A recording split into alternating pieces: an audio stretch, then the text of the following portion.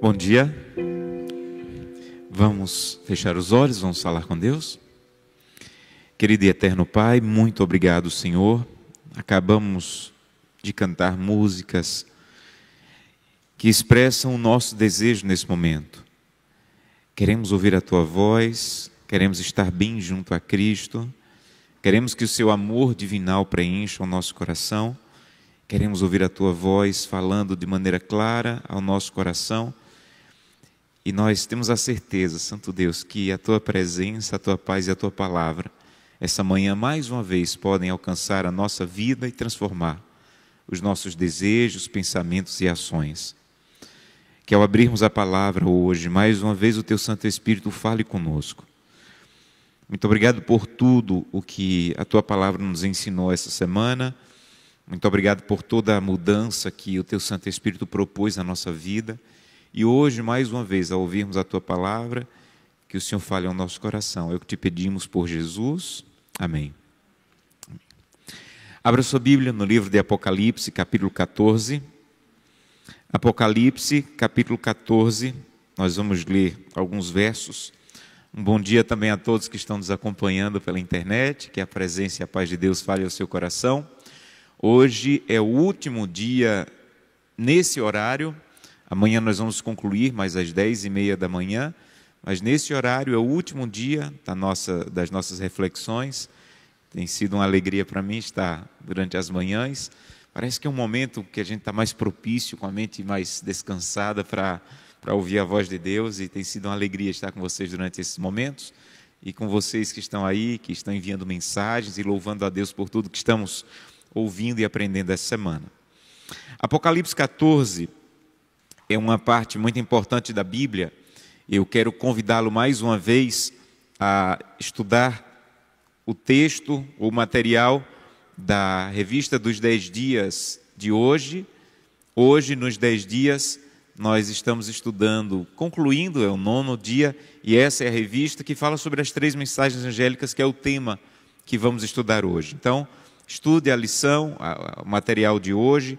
Como eu falei já, você coloca lá 10 dias de oração na internet, 10 dias de oração 2023, você vai encontrar um material. Esse é para adultos, mas temos também um material para adolescentes, para crianças, que é a mesma temática, mas na linguagem apropriada. Apocalipse 14 tem algumas coisas que você precisa entender sobre esse capítulo antes de estudar o capítulo. Como eu falei ontem, o contexto ajuda muito a entender o que você vai ler. Na literatura judaica, diferente de como é na nossa literatura, a parte principal de um livro não é colocada no final. Na nossa cultura, quando você escreve um livro, a parte mais importante, ou o auge do livro, é a conclusão. Por isso que tem gente que quando compra um livro vai logo para o final para ler a conclusão, para ver se vai gostar do livro. Porque é comum na nossa cultura que o livro vai numa crescente até chegar na conclusão. Na literatura judaica não acontece assim. Na literatura judaica, o centro do livro é a parte mais importante do livro. Então, imagine uma montanha que o começo do livro e o final do livro são a base da montanha, e esse livro ele vai crescendo, crescendo, até que a parte mais alta da montanha é o centro do livro. Isso, os estudiosos bíblicos chamam de estrutura quiástica. Estrutura quiástica é uma maneira literária de um israelita, um judeu, escrever, de forma que o centro é o auge. Isso acontece no livro de Daniel, isso acontece nos Salmos, isso acontece no livro de Apocalipse. Então, é como se todo o livro do Apocalipse girasse em torno dos capítulos 12 a 14. O auge do livro do Apocalipse é exatamente o que nós vamos estudar, uma parte vamos estudar hoje. Uma outra coisa que você precisa entender sobre Apocalipse 14 é que Apocalipse 14 é exatamente a mesma profecia que estudamos ontem. Então, se você não estava ontem aqui, ou se você que está nos assistindo não viu o sermão de ontem, pela manhã, eu convido você a assistir, porque os dois sermões como que se complementam. Ontem nós falamos de uma profecia que Daniel recebeu, que quando a verdade estivesse sendo pisada, quando a verdade estivesse sendo mudada, quando as pessoas estivessem sendo enganadas, quando a Bíblia estivesse sendo mal usada, Deus levantaria um povo em 1844, ao final de uma profecia chamada Profecia das 2.300 tardes e manhãs, e esse povo seria levantado por Deus para proclamar verdades que estavam sendo pisadas e abandonadas. Então, Apocalipse 14 é a mesma profecia de Daniel, mas agora explicada de maneira mais ampla por João. Então, é a mesma profecia, mas agora ampliada, com mais detalhes. Mas, novamente, em Apocalipse 14, os poderes que eu falei que se levantariam para pisar a verdade, para perseguir o povo de Deus, para tentar misturar a verdade com o erro, esses mesmos poderes são apresentados em Apocalipse 13. Então, Apocalipse 13 é como que uma repetição dos poderes do capítulo 7 de Daniel. E Apocalipse 14 é a revelação desse povo que se levantaria para proclamar a verdade. Nós chamamos Apocalipse 14 de a verdade presente, e esse é um termo que você precisa entender o que significa. Deus sempre teve uma verdade presente. Verdade presente é a verdade mais importante para o momento atual. Por exemplo, lá no Éden, a verdade presente era: não coma do fruto da árvore que está no meio do jardim. Essa era a verdade mais importante para aquele momento na vida de Adão e Eva. Algum tempo depois, no dilúvio, a verdade presente era: prepare uma arca, porque um dilúvio vai destruir a terra e aqueles que quiserem sobreviver devem entrar na arca. Essa era a verdade mais importante e sempre, em todo momento, Deus sempre teve uma verdade presente, ou a verdade mais importante para aquele momento. Hoje, a verdade mais importante para esse momento é Apocalipse 14, 6 a 12. O centro do livro e o que Deus quer que você entenda, que você conheça, que você se aprofunde, porque é a verdade presente. Deixa eu tentar explicar a verdade presente de outro jeito. Se eu perguntar para você: Moisés, com o poder de Deus, abriu o mar vermelho, é verdade ou mentira? Verdade. Mas é uma verdade que aconteceu no passado, ou é uma verdade que eu dependo dela para seguir minha vida espiritual? É uma verdade que é verdade, mas aconteceu onde? No passado. A Bíblia diz que a jumenta de Balaão falou: verdade ou mentira? Eu creio que é verdade. Mas é uma verdade que aconteceu no passado, ou é uma verdade que você depende dela para seguir a sua vida? É uma verdade que é verdade, mas aconteceu no passado. Breve Jesus voltará, verdade ou mentira? É uma verdade, mas é uma verdade que aconteceu no passado, ou é uma verdade que você depende dela para seguir a sua vida? Então, toda verdade que você depende dela hoje para seguir a sua vida espiritual é uma verdade presente. E Apocalipse 14 é essa verdade presente, que você precisa compreender, que você precisa estudar, para que você possa seguir firmemente a sua caminhada cristã. Nós não temos tempo para estudar todo o capítulo 14, ou Apocalipse 14, 6 a 12, mas eu repito, volte os seus olhares e o seu tempo para estudar o livro Grande Conflito. Estude esse livro. Durante os próximos 2 anos, a Igreja Adventista tem o plano de distribuir esse livro em todo o planeta. E a revista dos 10 dias de oração, ela está como que organizada em torno dos primeiros 24 capítulos do livro Grande Conflito. Mas estude o livro. Isso aqui é um resumo do resumo. Você precisa estudar o livro. Aqui a igreja de Botafogo vai estar envolvida nesse projeto de entregar livros. Todas as igrejas da América do Sul e do planeta estarão envolvidas nisso. Mas é muito importante que você entregue um livro que você conhece, que você entregue um livro que você leu, que você conheceu, que você viu o valor dele. É um dos livros mais impressionantes que eu já li. É um livro poderoso que mexe profundamente com você. E é um livro que vai impactar muitas vidas, mas primeiro tem que impactar a vida daquelas pessoas que irão entregar. Então, leia esse livro.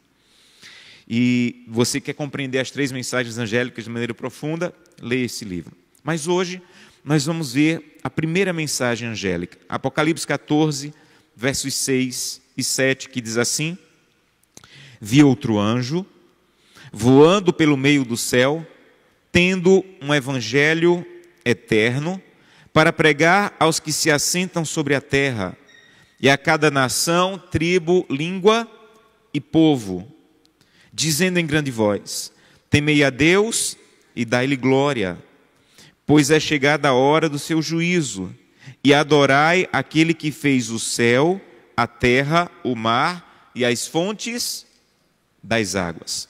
Algumas coisas que você precisa entender sobre a primeira mensagem angélica. O texto começa dizendo assim: vi outro anjo. Vi outro anjo. Eu falei ontem que na profecia Deus levantaria um povo para proclamar a verdade.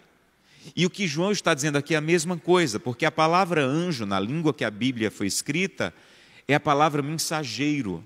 Então não é que Deus no tempo do fim vai mandar anjos para pregar a verdade, é que Deus iria levantar mensageiros para proclamar a verdade.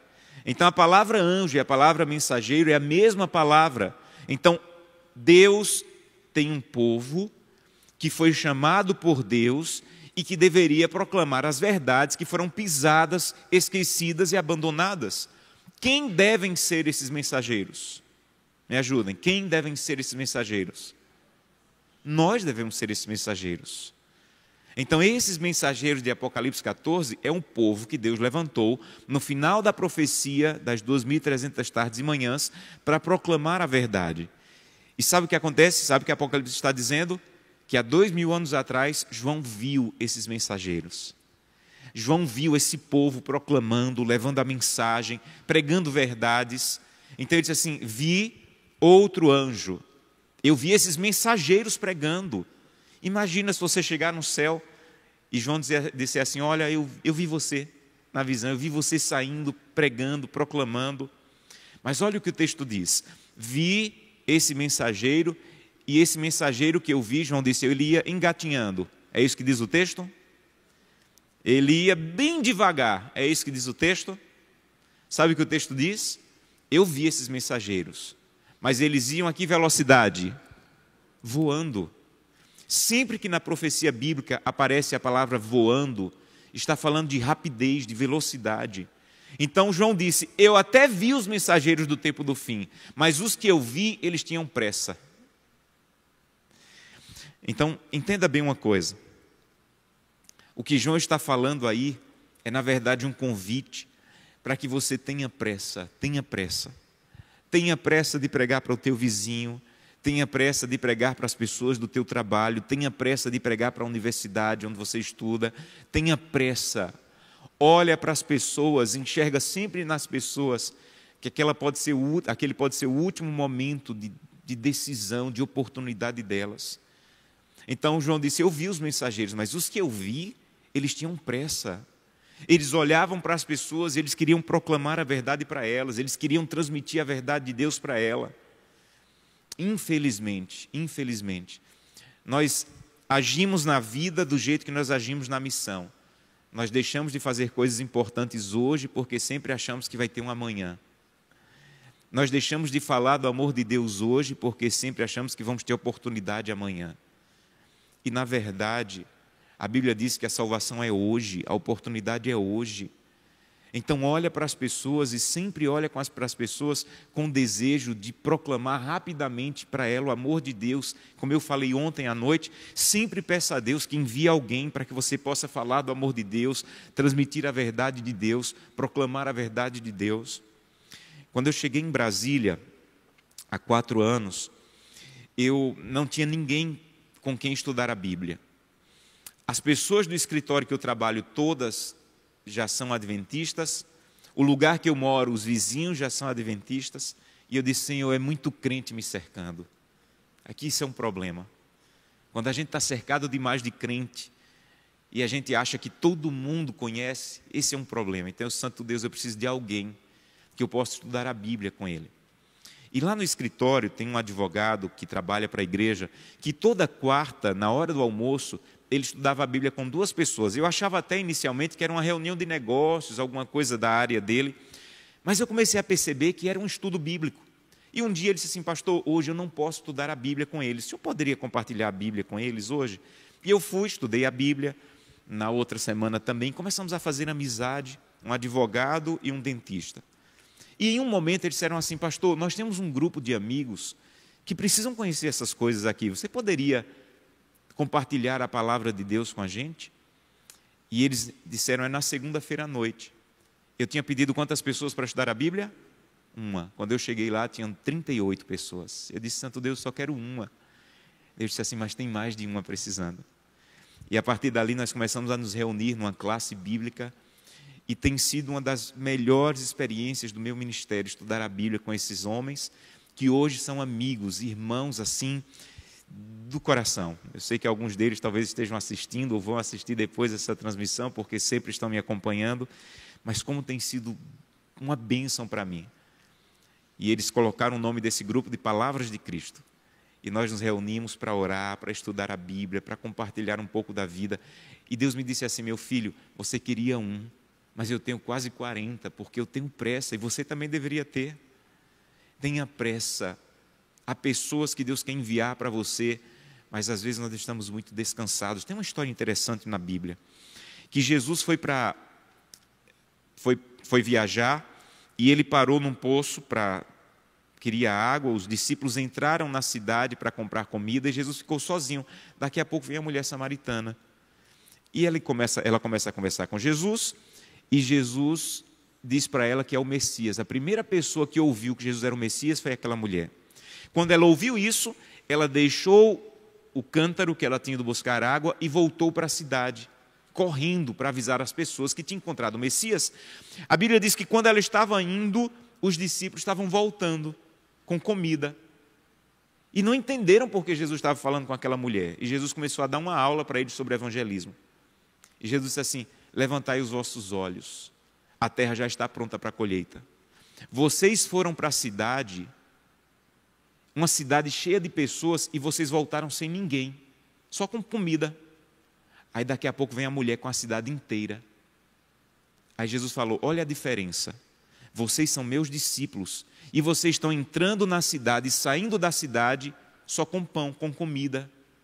Essa mulher entrou na cidade e voltou com a cidade inteira para me encontrar. Sabe por quê? Porque vocês não levantaram os vossos olhos para a missão. Levante os vossos olhos. Muitos de nós estamos indo para a cidade, só buscar trabalho, comida, voltar para casa e voltar para a igreja. Aquela mulher disse: não, eu vou para a cidade, mas eu vou para a cidade para levar pessoas a Cristo. Então Jesus falou: levantai os vossos olhos. Sabe qual é o nosso problema? Nós estamos com os nossos olhos baixos, achando assim: não, aqui na universidade ninguém quer, aqui nesse trabalho é todo mundo ímpio, aqui no meu prédio todo mundo é muito fechado. Levantai os vossos olhos, tenha pressa, o mundo está pronto para a colheita. Nos lugares mais improváveis já existem pessoas prontas para a colheita. Sabe qual é o problema? Nós estamos fazendo igual os discípulos, entrando e saindo, apenas dizendo: eu quero ir na cidade buscar pão. A mulher disse: eu quero ir na cidade buscar pessoas para Cristo. Então, quem são os mensageiros? Quem são os mensageiros? Nós. Devemos ir a que velocidade? Que velocidade? Voando, devemos ter pressa. Vi outro anjo voando pelo meio do céu, tendo um evangelho novo para pregar. É isso que diz o texto? Olha para o texto. Tendo um evangelho eterno. Sabe o que é que nós devemos pregar? O evangelho que é o mesmo em todas as épocas. Deus não vai fazer liquidação da verdade no tempo do fim. Deus não vai dizer assim: olha, como está difícil pregar, vamos fazer o seguinte, vamos abrir mão do sábado porque as pessoas têm dificuldade. Deus não vai fazer liquidação da verdade. A verdade que nós temos que proclamar é a mesma verdade que foi proclamada por Enoque, a mesma verdade que foi proclamada por Noé, a mesma verdade que foi proclamada por Moisés. Deus não vai relativizar a verdade no tempo do fim. Então, o evangelho que temos que pregar não é um evangelho novo, um evangelho diluído, uma Bíblia revisada. O que nós temos que pregar são as verdades distintivas, que é a verdade eterna de Deus. Aí voltamos para o tema de ontem.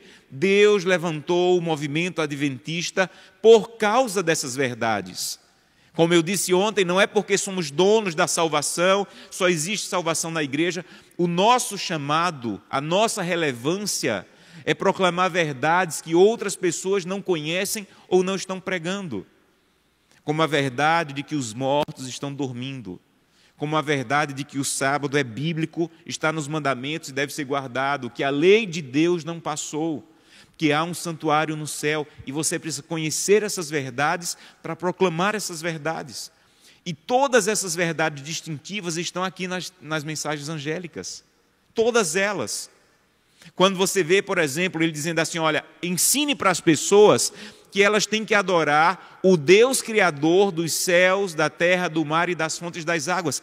Essa linguagem é tirada do mandamento do sábado, lá em Êxodo 20, e é tirada de Gênesis 1 e 2 na criação. Então ele está dizendo, volta os teus olhos para o Deus da criação, volta os teus olhos para o Deus que ao final da criação descansou no sábado. É esse o Deus que deve ser adorado. Quando ele diz assim, olha, avisa para as pessoas que virá um juízo, o que ele está dizendo de verdade é, avisa para as pessoas que as pessoas não estão no céu ainda não. Porque se elas já estivessem no céu, não precisava mais de julgamento, já estavam salvas. Por que virá o juízo na volta de Cristo? Porque as pessoas não estão julgadas no céu, salvas ou perdidas no inferno. As pessoas estão descansando, esperando a ressurreição para o dia do juízo na volta de Cristo. Então as verdades distintivas, todas elas, estão aqui em Apocalipse 14. Então nós somos os mensageiros, nós temos que ter pressa, nós temos que pregar a verdade presente, mas só precisa pregar no Rio de Janeiro. É isso que diz o texto? Não. Nós temos que pregar em cada tribo, em cada língua e em cada nação. E ontem à noite eu falei sobre isso. Que você prega aqui com seus dons, e onde você não está, você prega com os recursos que Deus colocou através dos dízimos e ofertas em todo o planeta. Então, quando o Apocalipse diz que você tem que pregar em toda a terra, ele não está falando que são os missionários que têm que fazer esse trabalho. Todos nós temos que fazer esse trabalho. E através dos recursos que Deus colocou em nossas mãos, o Evangelho está indo para todo o planeta. Outro dia eu vi uma história, que está em um dos livros de Ellen White, que ela disse que um empresário disse assim, olha, eu prego o Evangelho 24 horas por dia. E alguém perguntou, como é que você prega o Evangelho 24 horas por dia? Ele disse, aqui durante o dia eu prego com os meus dons. E quando eu estou dormindo, através dos recursos que Deus colocou em minhas mãos, alguém continua pregando no Japão. Entende assim? Eu prego 24 horas por dia, esse é o nosso chamado. O nosso chamado é pregar em cada tribo, em cada língua, em cada nação. Então veja bem, olha para o texto bíblico. Esse anjo, somos nós que devemos proclamar a verdade. Esse anjo foi visto com pressa, então tenha pressa para proclamar a verdade. Esse anjo foi visto pregando o evangelho eterno, não a liquidação do evangelho. Esse anjo foi visto pregando por toda a terra. Mas olha o que diz o verso 7. Quando esse anjo abre a boca para falar, para proclamar, o texto diz, dizendo em grande voz, aqui você tem que parar. Porque sempre que aparece a palavra grande voz na profecia, é a voz de Deus. Aí você dizia assim, pastor, agora eu fiquei confuso. Eu sou o mensageiro, eu tenho que ter pressa, eu tenho que pregar a verdade eterna, eu tenho que pregar pelo mundo inteiro. Mas por que quando vai abrir a boca para falar, diz que falou em grande voz, ou pelo poder de Deus, com a voz de Deus? O que o texto está dizendo é, não adianta ser o mensageiro, não adianta ter pressa, não adianta ter a verdade, não adianta pelo mundo inteiro, se você não tem a presença e o poder de Deus. Quem vai terminar a proclamação do Evangelho não são mensageiros apressados com a verdade, são mensageiros que têm pressa e se enchem da presença e do poder de Deus. Nós não temos uma missão, a igreja não tem uma missão, Deus tem uma missão. Sabem, às vezes eu encontro mães muito aflitas porque os filhos estão afastados da igreja e pais. E eles dizem assim, pastor, o que é que eu faço? Pastor, o que é que eu faço? Pastor, o que é que eu faço? Eu sempre oro com essas pessoas, porque eu só consigo imaginar a dor desses pais. Mas eu sempre digo, ninguém está mais interessado em trazer teu filho de volta do que Deus. Sabem, a missão é de Deus. Por isso o poder é de Deus. O que você pode fazer é dizer: Santo Deus, eu me coloco à disposição para cumprir a tua missão. A igreja não tem missão. Até a gente fala isso, na ênfase ali a gente diz assim: olha, vamos cumprir a missão, a igreja tem uma missão, nós temos uma missão. Nós podemos falar isso como ênfase, mas não como verdade teológica. Porque como verdade teológica é Deus que tem uma missão. E o que eu posso fazer como indivíduo e como igreja é me unir a Deus, para que a missão de Deus se cumpra. Quando Deus olha para o Rio de Janeiro, ou para a cidade em que você está nos assistindo, Deus olha com amor para essa cidade. Deus olha para essa cidade, Deus olha para essa cidade com compaixão. Sabe, hoje pela manhã, quando você estava abrindo os seus olhos, Deus já estava acordado. E Deus estava vendo pessoas que estão dormindo nas ruas.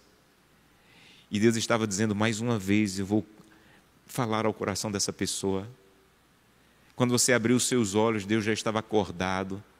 E Deus estava vendo pessoas que passaram a noite inteira angustiadas. E que hoje disseram: hoje eu vou tirar a minha própria vida. E Deus disse assim: eu vou alcançar essa pessoa, eu tenho uma missão, eu quero salvar essa pessoa. Hoje, quando você acordou e abriu os olhos, Deus estava acordado, cumprindo a sua missão. E o que você tem que dizer é: Santo Deus, eu me coloco à disposição.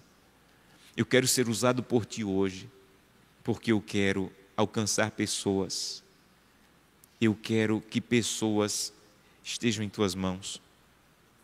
Um dia eu estava visitando uma família do meu distrito pastoral, e era num beco bem estreito que essa família morava, que da porta dessa casa, você dava um passo, já estava na porta da outra casa na frente, e as casas tinham portas uma na frente da outra.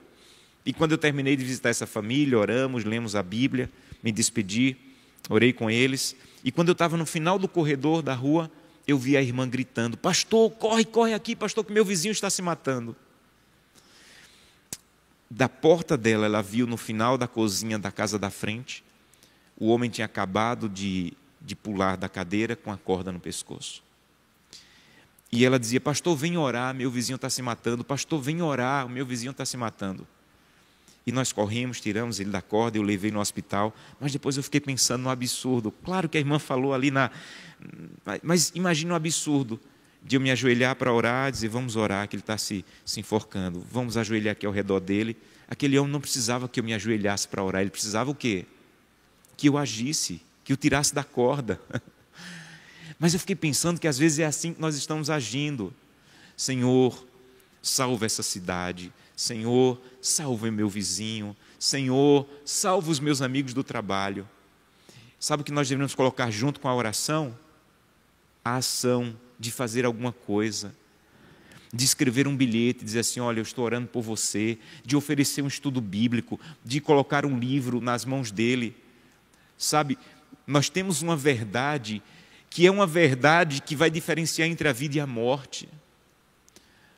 Um dia, eu estava no trânsito, na rodovia, e teve um acidente de carro, e nós paramos para ajudar, e um médico apareceu.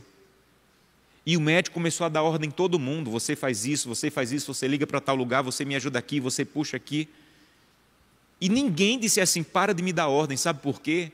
Porque nós vimos que ele ia salvar aquela pessoa. Ninguém se sentiu incomodado, porque nós vimos que o que ele estava fazendo era para a salvação. E todo mundo fez o que ele mandou.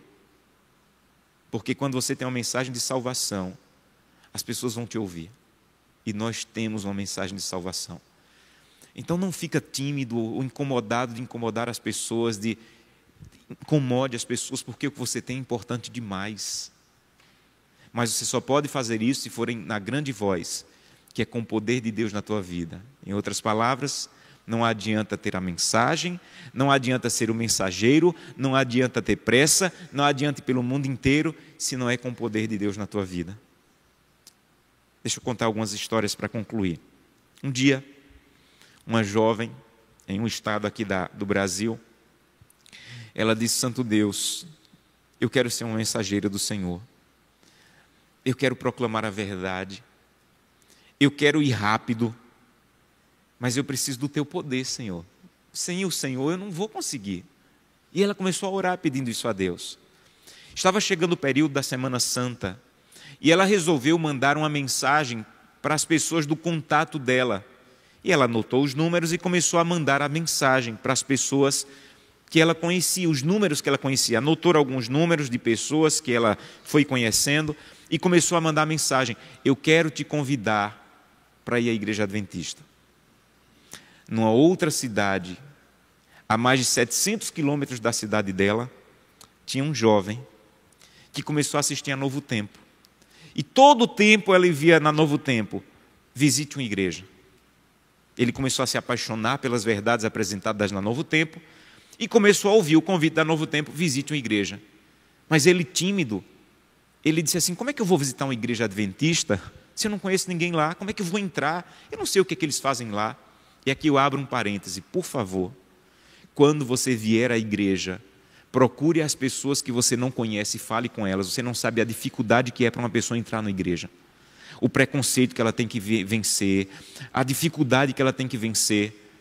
Eu aprendi muito isso em Moçambique, na África.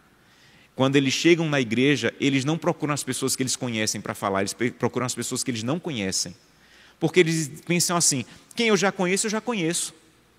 Mas quem eu não conheço é que eu tenho que abraçar e dizer: seja bem-vindo em nossa casa. E aquele homem ficava com vergonha: como é que eu vou entrar? Mas ele sentia tanto desejo de ir para a igreja, mas ele dizia: Senhor, eu preciso de um convite.